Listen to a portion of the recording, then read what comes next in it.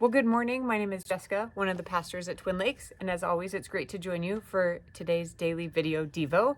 As you can see, I'm not recording this during the day, I'm recording it at night because that's when I could have quiet space at my house. But good morning. I hope your day is off to a great start. And I also hope that you have been following along on our current series called Courage in Chaos on the book of Daniel. I know for me, every week when I leave church, I just feel so encouraged, I guess, that these lessons from thousands of years ago are so applicable to our lives today. And I can say that because I had nothing to do with planning the series and nothing to do with the timing of the series.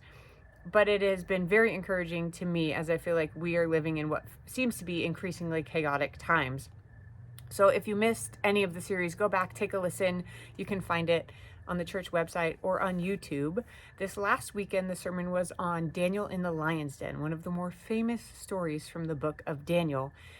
And as I have reflected a little bit on that story in the last couple days, a couple things stand out to me. And I think the first is that Daniel is an old man when this story happens.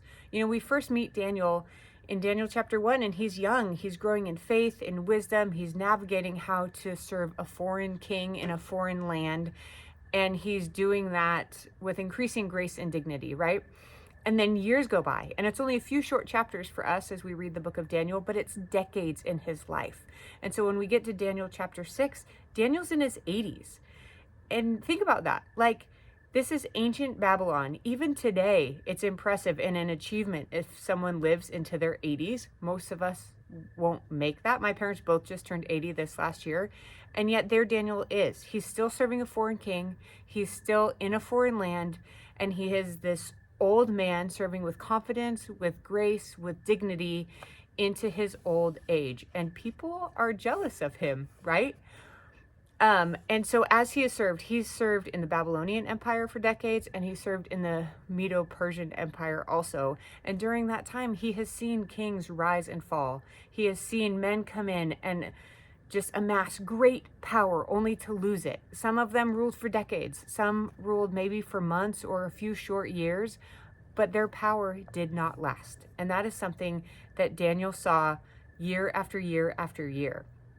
So when Darius, deceived by his advisors, writes this law that no one can pray to anyone except him, we read the story and we think, oh my goodness, Daniel was so courageous to continue to pray. But then I think about Daniel's perspective. And Daniel, as an 80-year-old, is like, why would I pray to a king? His power isn't going to last. He can't hear me. He can't do anything to answer my prayers.